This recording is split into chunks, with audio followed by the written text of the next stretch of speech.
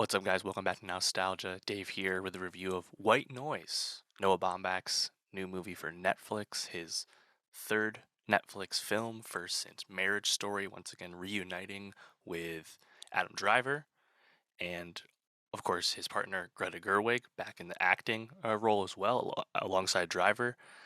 This is a movie that had a lot of anticipation, a lot of hype, because it's adaptation of a acclaimed Don DeLillo novel that notably was deemed unfilmable, unadaptable, and Bombach took that Netflix bag and said, "Let me adapt this thing," and you got to respect that. And I think it's a movie that works in some ways, doesn't work in other ways. I notably have not read the novel, so I don't have as like specific reverence for the source material as many others do, but I can still see plenty of faults in the film. Although I think there are some qualities to it, some highlights to it. I think broadly, I enjoyed 2/3 of the movie, basically the first two acts, and then White Noise kind of lost me at the end there. Um, I think it's a really effective movie at presenting.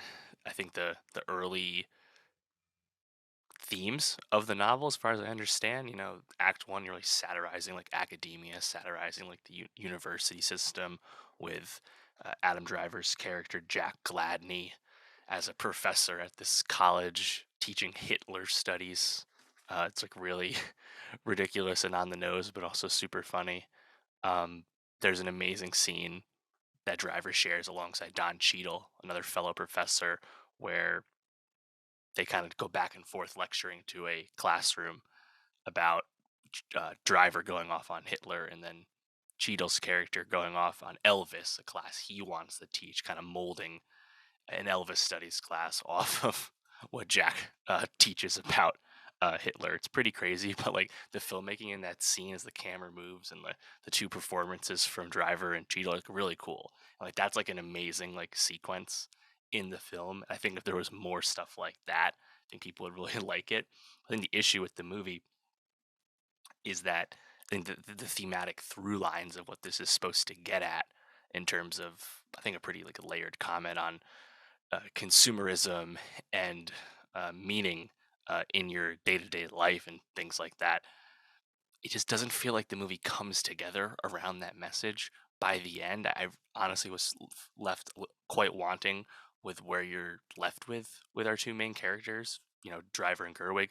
Like where they end up, it just doesn't feel satisfying, doesn't feel super uh earned, or it's not even like it's not earned, it's just that like I just don't think it's communicated like the like realizations and like epiphanies that those characters have had to the audience. It just doesn't come across effectively enough. But that first act, like I said, before things really pop off, it's a lot of fun. Looks great too. I think like aesthetically with the camera in this like 1980s setting, it's really enjoyable to look at. Right, the family, the Gladney family, all those kids are quite enjoyable as well. And then once the kind of inciting incident in the film, the conflict, the uh, airborne toxic event, as it's dubbed. That actually like was really cool and kind of like lends itself as you go to Act Two into like this kind of like Steven Spielbergian esque like Amblin adventure sequence, chase sequence, as the family is fleeing their town alongside everyone else in town to avoid this noxious plume in the sky. From what I understand, that is an event in the book that's a lot more uh, abstract and less clearly defined on the page. But I thought it was actually quite effective to see like the realization of this like massive like toxic cloud in the sky. Maybe like gives you a bit of like a Stranger Things vibe these days. But I don't know, I thought that was actually pretty effective. And the family kind of going through their uh, trials and tribulations as Jack tries at every corner to avoid acknowledging that things are going wrong is actually pretty fun. And then you can't help but notice like the obvious like COVID allegory regarding masking and quarantining and how the characters feel about what's happening regarding this toxic event. Obviously that's stuff from the book. It's not written for COVID, but it's so easy to read it through a modern lens after everything the world has experienced. Um, you know, Uh, I guess it's notable that this is like the first movie Noah Baumbach's actually adapted. It's not his original material.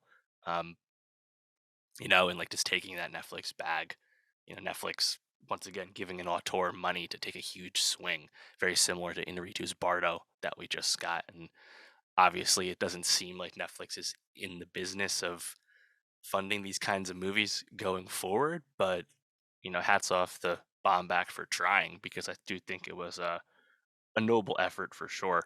Thought the Danny Elfman score was quite effective throughout the movie. You know, I think I just really get lost in Act Three when it gets more like metaphysical and in the mind of Jack and Babette, Gerwig's character. Like I just didn't fully connect with like the struggle those characters were having in terms of finding meaning and purpose in their lives. I just don't think it's communicated well enough. Uh, you know, there's fun stuff on the ancillary periphery of the story. Some of the other professor characters played by Andre 3000 and Joey Turner Smith, and of course Cheadle, who has the most to do out of all of them. Quite fun. You have a brief Bill Camp cameo as someone pushing back against the quarantining, if you will. Like all that's fun. I just don't think the ending, especially once we get to this this sequence in the hotel, this sequence in a nun hospital type setting clinic, all of that just really kind of fades away to me. And it just feels so different from the start of the movie, right? And I think ultimately that's why this movie has been quite polarizingly received, is that it feels like a lot of disparate parts. And there's things I recommend about it, things that are well done about it, but it just doesn't fully come together for what it's going for. But not a total failure either. Again, I have not read the book, so I don't have as fondness or reverence for the source material as others do. It is obviously an acclaimed, American novel at this point. But all things considered, I think it was decent, decent effort for something that clearly was hard to pin down, hard to adapt. Like I think that much is obvious with the thematic richness and variety that White Noise is trying to communicate. So let me know what you thought. Have you read the novel? Did you think it sucked? Did you love it? Probably somewhere in between. Let me know. Subscribe, youtube.com/nostalgiapod for more movie reviews.